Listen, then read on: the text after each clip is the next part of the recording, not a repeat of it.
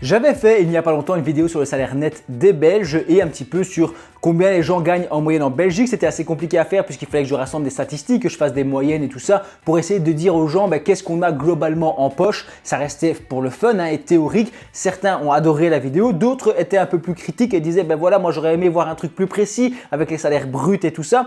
C'est clair qu'avec les salaires bruts, tu prends un peu plus en compte les voitures de société, les avantages de nature et la situation de chacun puisque ça joue aussi sur le net.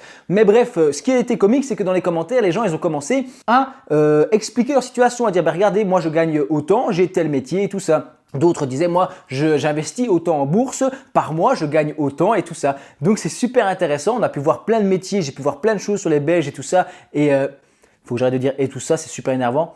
Donc on a un petit peu pu voir combien est-ce que les Belges gagnent, combien est-ce que les abonnés Goteco investissent en bourse. Évidemment, c'est une population d'investisseurs, c'est un petit peu biaisé, c'est pas tout le monde qui fait ça. On va regarder tout ça ensemble, je t'ai fait une petite compilation.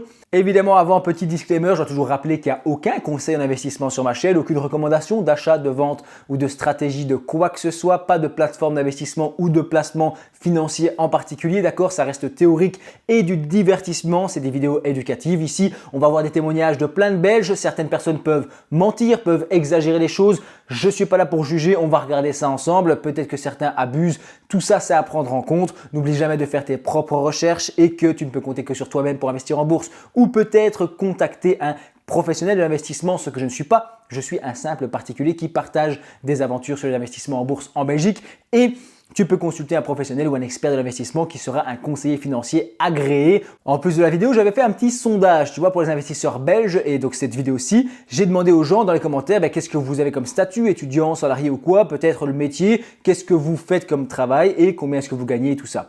Ici, les gens, il y a 484 votes, donc c'est pas ridicule, je trouve, comme échantillon pour la Belgique. J'investis 100 € par mois ou moins, on a quand même 20% des gens, 22%. Sur les 150-300 €, ça fait 30% des gens. Ça veut dire que plus de la moitié, en tout cas ici, c'est des abonnés principalement Goteco, investit moins de 300 € par mois. C'est super intéressant comme données. Donc, c'est des gens qui s'intéressent à l'investissement en bourse, qui sont belges et qui sont abonnés à une chaîne d'investissement en bourse belge. Eh bien, ces gens-là investissent moins de 300 € dans la majorité des cas, plus de 50%. Derrière, on va avoir 19% donc de 350 jusqu'à 500-600 € par mois. Ça, c'est mon cas, je ne vous le cache pas. Je suis dans les 400-500 maximum. Après, voilà, j'essaie de bien gérer mon argent, j'essaie d'optimiser tout ça. Et je ne fais pas toujours des placements qui fonctionnent, donc ça compense. Bref, plus de 650 € par mois. J'étais surpris, on a 29% des gens. C'est incroyable. 30% presque des gens, 3 abonnés sur 10 qui me disent investir plus de 650 € par mois. C'est quand même très très puissant. Après voilà, moi j'ai 30 ans, 32 ans, peut-être qu'il y a des gens, ils sont plus âgés aussi, ils ont un plus gros salaire. Quand tu as 40, 50, 55 ans, tu peux évidemment investir probablement beaucoup plus. Tu n'as plus d'enfants à charge et tout ça, tu as moins de charges. Donc ça me paraît quand même cohérent. Derrière, je vais te montrer un premier témoignage. On a un salarié ici, il faut que je mette mes lunettes, je suis aveugle, je ne vois rien. Un salarié ici, 100% action américaine. Ça, c'est la team Full SP500, tu vois. Je respecte encore une fois, on n'est pas là pour juger. Moi, j'aime bien plus de diversification, mais lui, il est 100% action américaine. 3000 € par mois, ça c'est ce qu'il gagne à mon avis et il rallonge quand il y a des corrections. Ok, à des petits timings de marché, c'est dangereux de timer le marché. Time in the market beats market timing. Ça veut dire que rester longtemps investi bat le fait d'essayer de timer le marché. Même si personnellement, c'est mon péché mignon, j'aime bien de temps en temps un peu timer, c'est dangereux, attention, c'est pas pour tout le monde. Derrière, on a un autre qui nous dit qu'il fait pas de DCA, donc ça c'est intéressant aussi. Le DCA, c'est une pratique très connue, dollar cost averaging, qui signifie qu'on va acheter à période régulière, tous les mois, toutes les semaines même si on veut, et avec à peu près le même montant. De cette manière-là, on va lisser son prix au final. On va acheter une fois à 200, une fois à 100, une fois à 150, etc. Et au final, on aura un prix moyen lissé sur plusieurs années. C'est intéressant. Il nous dit qu'il ne fait pas de DCA en raison des frais de transaction chez Bolero. Bolero, c'est un courtier belge que j'apprécie beaucoup qui est relié à la banque CBC. Tu n'es pas obligé d'avoir un compte CBC. J'ai déjà fait une vidéo sur Bolero, même si je ne conseille aucun courtier dans mes vidéos, d'accord, puisque chacun a vraiment des avantages, des inconvénients et ça dépend de qui veut investir, tu vois, de ton profil. Parce que ici, l'abonné nous dit pas de DCA à cause des frais chez Bolero, puisque les frais sont chers. Tu peux avoir des ordres à 10, 15 € à chaque fois. T'imagines, tu investis un peu d'argent, tu payes 15 € de frais, ça fait mal. Donc, tu vas peut-être moins faire du DCA et de l'investissement régulier mensuel sur ce genre de plateforme. Ça se tient, hein. J'ai commencé à investir en bourse il y a 1 an. Ok, donc ça, il y a beaucoup de gens qui ont fait ça. J'ai mis 25 000 en lump sum.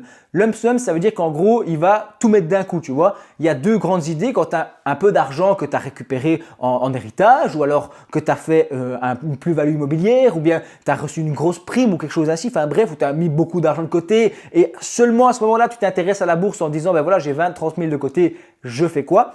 Il y a deux stratégies. Soit on investit tous les mois et de manière régulière sur 1 an, 2 ans pour lisser vraiment la performance. Ou alors, tu peux faire un lump sum comme lui qui signifie que tu vas acheter en une fois. Donc, tu vas mettre 25 000 d'un coup. S'il a mis ça il y a 1 an, il a eu de la chance, entre guillemets, puisque bon, s'il débutait en bourse, il ne pouvait pas le prévoir. Mais 2024 a été une année exceptionnelle. Donc, si tu avais investi il y a 1 an, c'était mieux. Mais en théorie, le DCA est quand même plus facile à gérer dans le sens où tu te dis je dors sur mes deux oreilles, j'investis tous les mois, j'ai une stratégie simple. Donc il nous dit j'ai mis 2000 en ce début d'année, 2025 je suppose, j'injecterai encore une fois 1000-1500 au cours de l'année en cas de baisse. Donc ici une stratégie sympathique, le gars ne fait pas de DCA, il a mis une grosse somme d'un coup il y a 1 an, ça a bien monté dans 2024, c'est super. Je ne sais pas répondre, disons que je mettais 1000 €, que j'ai investi dans l'immobilier, que je ne mets plus que 200 maintenant, ben oui forcément, moi c'est pareil, j'ai des enfants, j'ai une vie de famille, je me suis marié, j'ai une maison, donc voilà la vie un peu tranquille et je sais moins investir qu'au moment où j'étais tout seul évidemment. Je reconstitue mon épargne de sécurité, ok, et je remonterai à 1000 € d'investissement. Ingénieur, 46 ans, 4500 € par mois. C'est pas mal. Super intéressant comme profil, super intéressant comme histoire. Moi, j'aime beaucoup tout ça. Moi, je suis plus jeune, tu vois, donc ça me donne plein d'idées pour plus tard. Ça me donne des témoignages, en fait, parce que les gens ne parlent pas d'argent, en fait, dans la vie privée de tous les jours avec papa, maman, les grands-parents, machin. Les gens, c'est pas forcément des investisseurs et ils vont pas te parler de tout ça. Donc, c'est cool d'avoir des petits retours ainsi.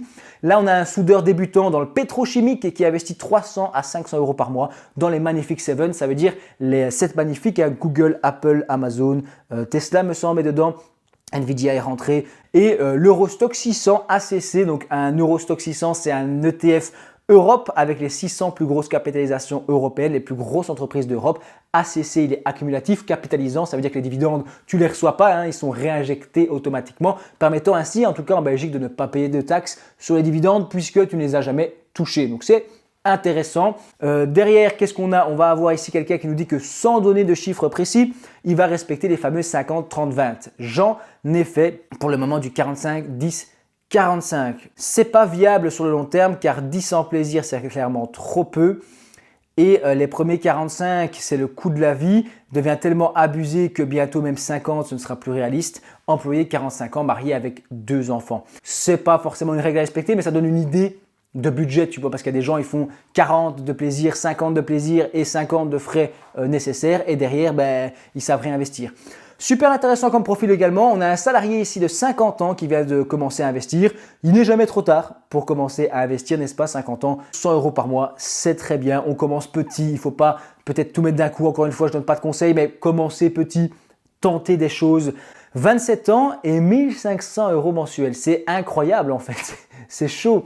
Est-ce que à côté de ça, il y a une épargne? Ce serait intéressant à savoir. Est-ce qu'à côté de ça, monsieur met des sous de côté pour ses projets futurs, par exemple se marier, avoir des enfants, acheter une maison? Est-ce que c'est la petite vie classique qui vise? Parce que 1500, c'est possible, bien sûr, si tu es chez papa-maman ou que tu es en colocation ou que tu as un petit appart et que tu n'as presque pas de frais en fait, 1500 € sur ton salaire, c'est possible d'investir tout ça, je vous le jure, mais c'est un peu chaud quand même s'il n'y a rien comme argent de côté, comme épargne pour les projets futurs. Après, qui suis-je pour juger? Derrière, nous avons un technicien principal chez Infrabel, 30 ans, c'est presque mon âge, 1000 € par mois depuis 2 ans. C'est magnifique ça. Dans un ETF SP500 et actions de qualité. Donc, il va mixer un peu des ETF et des actions de qualité. Il n'a pas l'air de nous parler d'Europe, de monde, de pays émergents. Il a l'air d'être full États-Unis. Il y a une team comme ça, c'est viable. Enfin non, c'est viable, j'en sais rien. Mais voilà, perso, je préfère plus diversifier. Mais chacun fait vraiment ce qu'il veut. Super, on passe sur quelqu'un qui dit « Moi, je mets 1000 € par mois en actions, 100 € par mois dans mon épargne long terme et 200 € par mois en crypto. À 29 ans, je travaille dans le pharma. 1000, 2000, 300 € d'épargne de côté donc, et une partie investie. c'est encore une fois possible, hein. Des fois, il y en a qui vont dire « ouais non, c'est des mythos ». Franchement, moi j'y crois, hein. Quand j'étais jeune, j'avais 25, 27 ans même, j'étais pas marié, pas d'enfant, pas de maison, rien. J'étais en colocation, on était à 5 dedans et franchement, je payais 150 € de loyer, je bouffais pour 200 € et je mettais un peu d'essence, un peu d'assurance et 2-3 loisirs.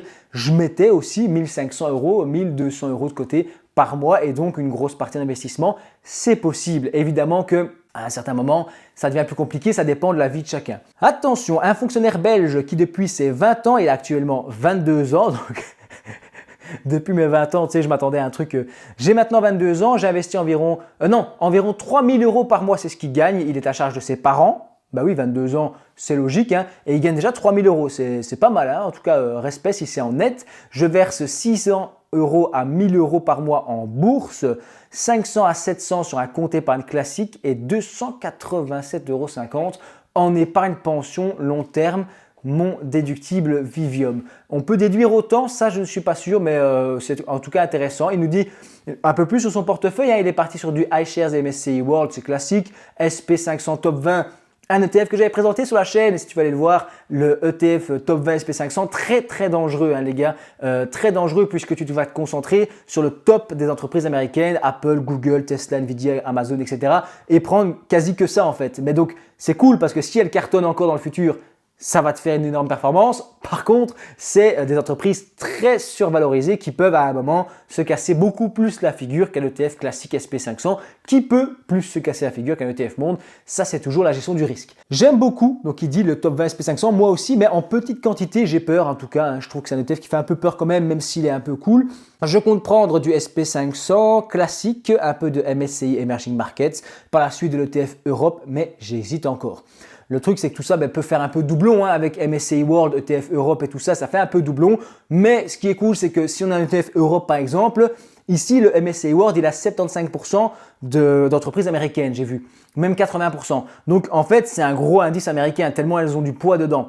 Ça veut dire que derrière, les entreprises européennes sont toutes petites. Donc je trouve qu'un ETF Stock 600, Stock 50, un ETF européen, faut aller faire des recherches, peut être cool pour se dire, tiens, si j'ai la conviction que l'Europe va cartonner dans les 10 prochaines années, pourquoi pas miser et appuyer un peu plus sur l'Europe. Moi, j'aime bien avoir cette flexibilité. Après, on s'écarte de la stratégie passive de l'investisseur qui dit « moi, je mets un peu chaque mois, ça me prend une demi-heure par mois, c'est tout, je m'en occupe pas ». On s'écarte de ça puisqu'ici, il faut faire des arbitrages et il faut décider sur quoi tu vas plus pousser ou pas. Donc, ce n'est pas pour tout le monde, encore une fois, hein. Derrière, on a un jeune travailleur en CDI de 22 ans. Il gagne 2000 € par mois et il met 600 en ETF SP500, 200 en Bitcoin, 100 € en Ethereum. Je constitue aussi un matelas de sécurité où je mets 200 € par mois. C'est super, mon gars, mais si je puis me permettre, encore une fois, je suis un simple particulier, hein. Je ne suis pas le meilleur investisseur du monde, je ne suis pas un expert, je ne suis pas un conseiller, mais si je peux donner mon petit avis de particulier, je trouve qu'il faut d'abord faire une épargne de sécurité dans un premier temps. Ça veut dire une épargne qui va te mettre à l'abri des coups durs, hein. Ça dépend de chacun. Ça peut être 6 mois de loyer, 1 an de loyer ou plus, d'accord, pour se dire tiens, j'ai envie d'être vraiment protégé. Ça dépend à quel point tu veux être protégé. Et derrière, commencer à investir. Tandis qu'ici, il fait les deux ensemble et donc s'il a un coup dur et tout ça, dans la vie, ça peut être compliqué. Après, il n'a que 22 ans, donc c'est vrai que c'est un peu différent comme profil, hein. Moi, je suis plus vieux. Je me dis, voilà, si la voiture, elle pète, si les enfants, ils sont malades, j'en sais rien. J'ai besoin d'avoir un peu d'argent de côté. Lui, c'est un peu différent. Il est peut-être même chez papa, maman. Bon, perso, niveau investissement, c'est 150 €. En épargne, tout d'abord, je mets 1500 à 2000 de côté, c'est énorme, en privilégiant les comptes d'accroissement Argenta, VDK et ING Tempo, limité à 500 € par mois, mais qui offre le meilleur rendement niveau compte épargne avec plus ou moins 2,75% au global. J'ai ça aussi, c'est chez CBC, mais je pense que c'est la même chose, où tu peux uniquement faire un virement en ordre permanent de 500 € par mois maximum. J'ai vraiment le même compte chez CBC, c'est assez sympathique, je trouve, ça rémunère l'épargne de manière intéressante et une épargne de sécurité à laquelle tu as l'intention de ne pas toucher, hein. Par exemple, si tu as, je sais pas, 5, 10, 15 000 € d'épargne de sécurité, ça dépend combien tu as constitué, et que ça reste pendant 30 ans où tu n'y touches pas, puisque c'est de la sécurité et que tu n'as pas envie d'y toucher, et après 30 ans, tu te rends compte que finalement, ça n'a rien rapporté en fait. Donc, ça peut être intéressant de faire fructifier ça via ce genre de compte sans risque, et avec un taux d'intérêt plus intéressant. C'est pas ridicule, c'est pas ridicule. Certains me diront, ouais, non, il faut faire un truc plus optimisé, machin. Je sais, mais n'oubliez pas que chacun avance à son rythme, d'accord? Chacun a ses connaissances. Pour le reste, niveau investissement, je mets 100 € sur ING Easy Invest. Est-ce que c'est ING Self Invest ou Easy Invest? Je ne suis pas sûr parce que il y a ING Self Invest qui permet d'investir en bourse. Et là, ING Easy Invest, est-ce que c'est pas des fonds bancaires? Dites-moi en commentaire, je suis pas chez ING, donc j'ai pas toutes les infos ainsi, j'ai pas fait les recherches. Il me dit qu'il y a 50 € par mois dans un plan de KeyTrade profil audacieux. KeyTrade Banque, ça c'est en Belgique aussi, hein, il s'occupe de toutes les taxes belges, je pense, c'est pas mal. Et un Keyplan, je ne sais pas ce que c'est non plus. En fait, le youtubeur éclaté, tu vois, je ne connais pas tout, hein, je fais des recherches tout plein pour essayer de vous en parler en vidéo et j'apprends beaucoup des commentaires des gens. J'insiste encore une fois que c'est une chaîne de particuliers, hein, où c'est pas moi qui vais vous expliquer quoi faire, mais c'est l'occasion d'en parler. Super intéressant comme profil, j'ai vu 2-3 trucs cool. Ça m'a l'air encore fort bancaire, hein, tu fais pas beaucoup toi-même, j'ai l'impression, mais c'est pas un jugement puisque certains préfèrent déléguer au maximum aux banques, quitte à payer beaucoup plus de frais évidemment dans leurs investissements. Allez, il y a des commentaires, je suis vraiment un petit joueur, 300 € par mois sur des ETF à 42 ans et ce seulement depuis quelques mois. Pas de souci mon gars, pas de souci. 300 € par mois à 42 ans, je pense qu'on peut pousser un peu plus, ça dépend évidemment du métier, de la situation, de plein de choses. Hein. Peut-être que monsieur a plusieurs enfants, des enfants assez jeunes, j'en sais rien. Ça coûte très cher évidemment. Bon petit bac de crypto, ça on l'a pas dit, en 7-8 ans. Donc s'il a investi en crypto il y a 7-8 ans, ça peut ne pas être ridicule. Et un peu sur mon compte bancaire, j'ai clairement un profil à risque aux yeux de ma banque. Ben ouais, parce que si tu mets tout en crypto, eux ne le voient pas, donc ils se demandent où est ton argent. Derrière, nous avons un salarié à 2000-2500 € mensuels dédié à l'investissement. Donc, je suppose qu'il met beaucoup en investissement, mais qui va avoir ses frais fixes de base. Derrière, on en a un qui nous dit « je suis étudiant ». Ça veut dire qui ne sait pas quoi nous dire. En fait, quand tu es étudiant, tu peux investir en bourse. Il n'y a pas de raison en fait. Hein. Il faut avoir 18 ans, ça on est d'accord. Et on peut ensuite ouvrir des comptes et investir en bourse. Évidemment, il faut de l'argent, il faut surtout se former, il faut savoir ce qu'on fait, il faut être conscient des risques de perte en capital, des risques aussi de la responsabilité, hein, chacun doit être responsable. Et quand on est jeune et étudiant, il faut aussi penser à l'avenir. Si je veux me marier, acheter une voiture, avoir des enfants, acheter une maison, tout ça, il faut de l'argent. Si tu as mis beaucoup en bourse et que ça se pète la figure et que tu n'as plus d'argent et que tu dois attendre, tu vas me dire « ouais, mais à long terme, ça monte ». Ok, mais tu dois attendre 5 ans que ça monte, tu passes à 28 ans et tu es retardé dans toute ta vie à cause de ça. Donc, c'est très compliqué, hein. Chacun doit vraiment décider, mais en tant qu'étudiant, on peut déjà investir. Il n'y a pas de raison d'investir une petite somme un petit peu, pourquoi pas. Je suis ingénieur dans la fonction publique, fonction de niveau d'un coordinateur d'équipe avec 5 ans d'expérience. Je suis payé autour de 4000 € net, pas dégueu. Hein. Je suis mieux payé à l'heure quand j'étais dans le privé que quand j'étais dans le privé en pharmaceutique et je suis mieux payé par mois grâce aux primes également. Ne cherchez pas des postes impossibles dans des entreprises prestigieuses qui ne payent pas forcément mieux, genre Tesla, Google, tout ça. Hein. Trouvez un job intelligemment, tous les postes de mon niveau ne sont pas payés pareil dans la fonction publique. C'est donc pas juste que le public arrose tous les fonctionnaires à ce point. Évidemment, oui, tous les postes dans le public ne sont pas cher payés. Certains ont des bons avantages, plus payés, moins payés. C'est cool d'avoir un bon salaire, mais perso, je trouve qu'un métier, si tu dois te le traîner pendant 40-50 ans, je sais que c'est un mec qui fait une chaîne sur l'investissement qui parle de ça, mais je trouve qu'un métier, voilà, si tu as un bon salaire, c'est génial, mais il faut surtout que ça te plaise, que ce soit un truc que tu sois prêt à faire tous les jours, avec fun, en étant content, pendant 40 ans de métier et être heureux avec ça. Donc c'est important. Ici, évidemment, il nous met le salaire en avant, c'est important le salaire, c'est certain. Et il nous dit qu'il a seulement 5 ans d'expérience. Franchement, c'est quand même plutôt, tu as quand même envie d'être un petit peu à sa place. Mais il faut voir si c'est fun, si c'est un truc qui drive, qu'on a envie de faire ce métier et que ça te plaît. Bref, plein de choses intéressantes, plein de débats qu'on pourra avoir en commentaire ici, je trouve. Au niveau du technicien de surface, donc tout ce qui est nettoyage, je sais ce que c'est un technicien de surface. Catégorie professionnelle 1A. Ça, je ne sais pas ce que c'est par contre. 15 ans d'expérience et je suis à plus ou moins 2800 € net par mois. C'est pas ridicule. Hein. Merci pour tes vidéos. Super, petit témoignage. Merci, force à toi. Et on avance dans l'investissement. Les petits témoignages comme ça, j'adore. Hein. Tu te dis, tiens, combien gagne un gars qui fait tel métier? Ici, nettoyage de surface, ça gagne combien? Après 15 ans d'expérience, voilà, à peu près 2500, 2800 €. Ici, il nous dit, super intéressant, ok.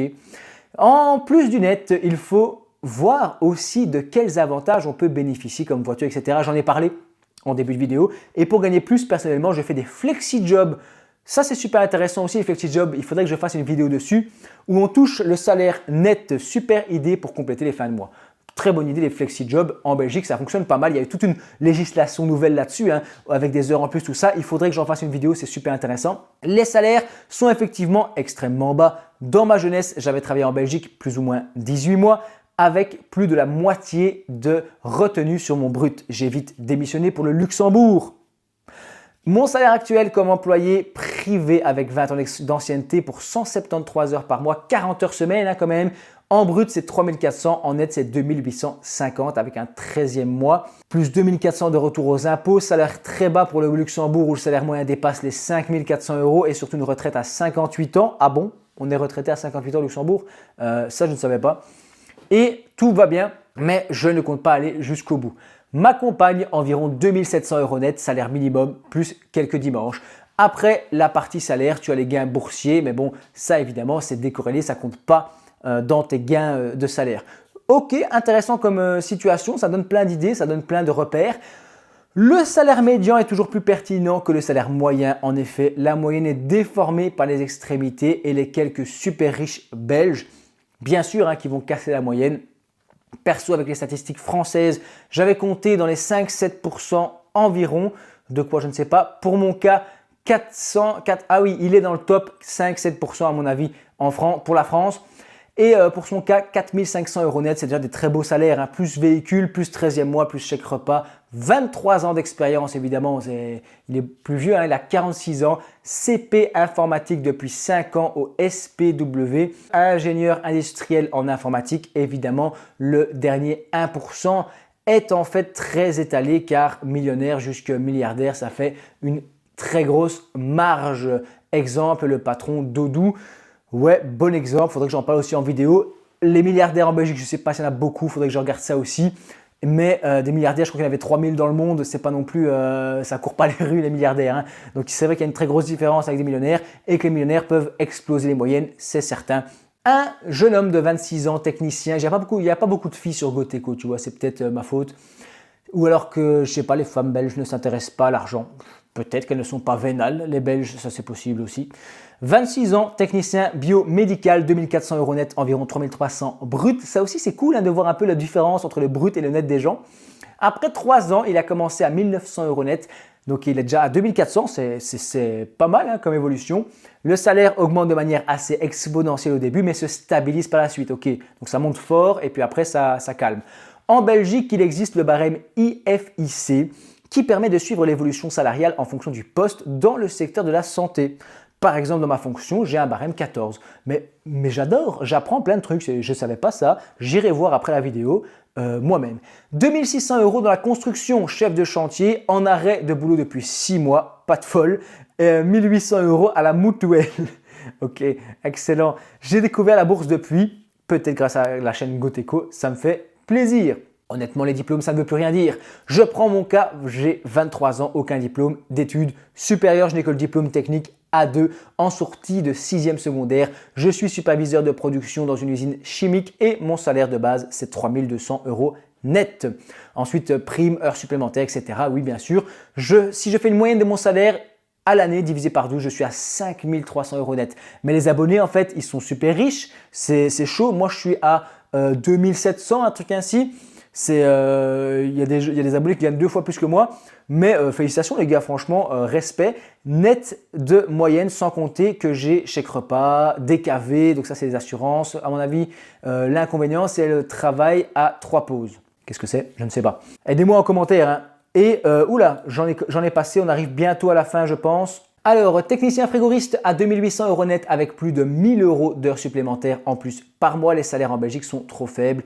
Peut-être, ça dépend, on a aussi un coût de la vie qui est plus ou moins adapté, mais l'inflation en Belgique est assez forte ces derniers temps, donc c'est vrai que ça pose un souci entre les salaires, c'est pas qu'ils sont trop faibles, c'est le coût de la vie qui est fort élevé je pense. Hello, chercheur post-doc dans une université, première année après la thèse, 3000 € net. Pas mal ça quand même, pas mal, pas dégueu du tout en tant que chercheur après la thèse universitaire. 3000 € net en commençant presque. Ici on a un petit jeune de 26 ans. Je travaille en tant que laborantin depuis 2022. Je gagne 2600 € brut Étant donné que je travaille tous les week-ends, j'ai plus ou moins 1000 € de prime week-end, ce qui fait 2500 € net à mon avis en tout, quand je ne fais pas d'heures sup, mais comme j'en fais régulièrement, je suis plutôt à 2006-2007 € par mois en net. À 26 ans, c'est très impressionnant. C'est ce que je gagne ici, j'ai 32 ans, tu vois. Super, super intéressant. Night and Day, d'accord, ça c'est plus classique. 1400-1500 net, aucun avantage à côté. Ouais, forcément, qu'est-ce que tu veux, ils ne vont pas donner de voiture, je pense. Mais c'est bien, on se débrouille. Ça aurait été cool de voir un peu combien est-ce qu'ils savaient investir et comment ils se débrouillent. Parce que 1500 max, c'est un petit peu chaud en Belgique, évidemment. Je suis opérateur de production en début de carrière. Cela fait 1 an, je suis à 2700 € net et sans oublier tous les avantages liés à la prime d'équipe, production, etc., etc. Personnellement, je gagne 2000 € par mois en tant qu'ouvrier en gestion des déchets. Mais je me pose la question de rester là où je suis ou de me former pour aller plus haut. Problème, je n'ai pas envie d'être infirmier ni quoi que ce soit. Je ne sais pas dans quoi me spécialiser, alors la bourse, pourquoi pas? La bourse, évidemment, c'est un métier de banquier d'investissement. C'est des métiers qui fonctionnent très bien. Tu es payé souvent à la prime si tu fonctionnes bien. Enseignante avec 5 ans d'expérience au barème 501, 2700 € par mois. Super, ok, les enseignants. 5 ans d'expérience, barème 501, ça je connais, normalement c'est le barème le plus haut dans l'enseignement en secondaire, normalement supérieur. Derrière, j'ai fini, j'ai plus de gens, d'accord, on a passé une trentaine de Belges, ma vidéo est assez longue, j'espère que vous êtes encore ici. Si vous êtes encore là, dites-le moi en commentaire, dis-moi, je sais pas moi, mais un animal, tu vois en commentaire, une girafe, une panthère, un lion, ce que tu veux, un truc qui dira, voilà, moi j'étais là après 30 minutes de vidéo, j'étais là pour voir tous les Belges jusqu'à la fin, combien ils gagnent, combien ils investissent. Je pense que c'était super intéressant. Si vous voulez donner votre avis en commentaire, dire tiens, moi j'ai tel métier, je gagne autant, etc. Ça peut être intéressant pour ceux qui passeront par ici. Franchement, tomber sur ce genre de vidéo, je me lance pas des fleurs, mais tomber sur ce genre de vidéo il y a une dizaine d'années, j'aurais été trop content, d'accord, spécialisé sur la Belgique, combien les gens gagnent, combien ils investissent, tout ça, ça aurait été vraiment pépite. J'espère que ça vous a plu. Dites-moi en commentaire si vous voulez d'autres épisodes, je peux en faire. Et je te dis merci d'avoir regardé ma vidéo jusqu'au bout.